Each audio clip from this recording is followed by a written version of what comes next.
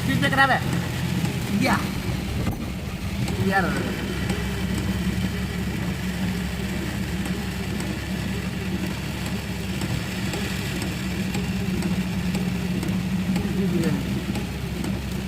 રાવણા ઉતારી ગયો કેરીને અહીંયા રસ્તા ચાલુ થઈ ગયો ફૂલે ફૂલ.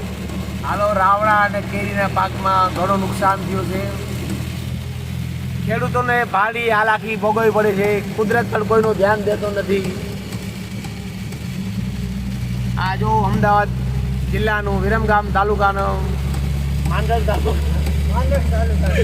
માંડલ તાલુકાનો વિઠ્ઠલપુર ગામમાં જોરદાર વરસાદ વરસી રહ્યો છે. આ જો આ લાઈવ ચાલુ છે.